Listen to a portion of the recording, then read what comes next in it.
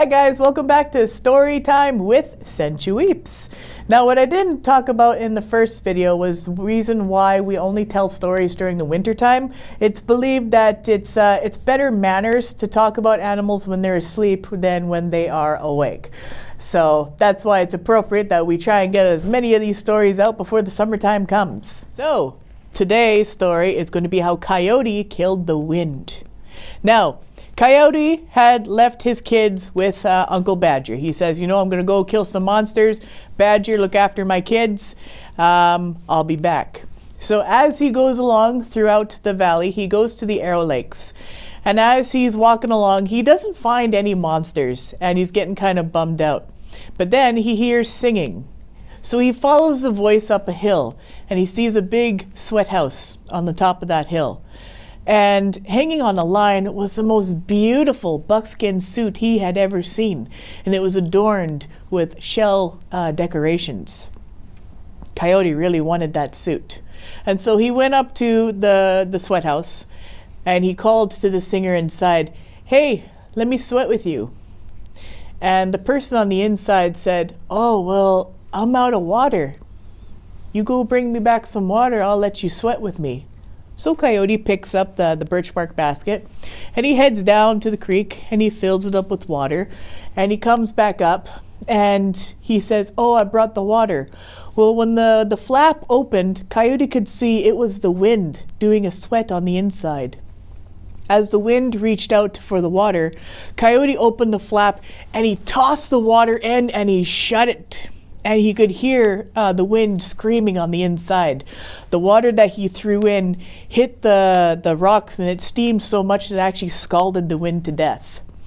And Coyote thought, "Oh, cool, well, he's not going to need this suit where he's going." So he puts it on, and he starts strutting throughout the valley. And he says, my little dangly bits, I sure wish there was a nice small breeze to make them go tinkle, tinkle. And a gentle breeze came. And the little shells went tinkle, tinkle. And he's like, "Ooh, that's nice." He says, "I wish I had a bigger wind to make these go tinkle, tinkle more."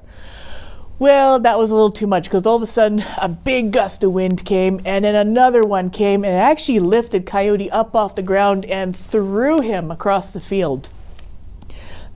Coyote's wish for a nice breeze brought the wind back to life. And the wind threw Coyote so far that he actually went over a cliff.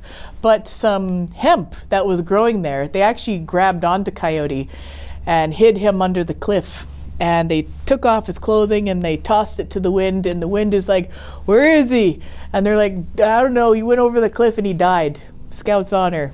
And the wind believed her. So he took his clothing and off he went. The hemp pulled Coyote up. And Coyote said, "Oh, thank you so much. I was going to die." And they said, "Yeah." He says, "Well, that was really cool of you. What can I do for you?" And Hemp and her sister said, "Well, we don't get much water. We survive just on the little bit of moisture that comes off the waterfall. It would be great if we could have more water." And Coyote said, "Don't worry about it. I got you." And so he pees on them. The story doesn't end there, sorry. He pees on the hemp, and his pee actually creates a creek that runs through. And so that's why today hemp is found by creeks, where there's lots of water that they can stay happy. Well, here's some good Okanagan words for you to learn from the story. So the word for coyote is Sncewips, which means imitator. And the hemp that saved Coyote's life, in Okanagan, it's called spitzen. And the use of spitzen is what we actually created our rope out of. And it's one of our biggest exports when we would trade with other nations.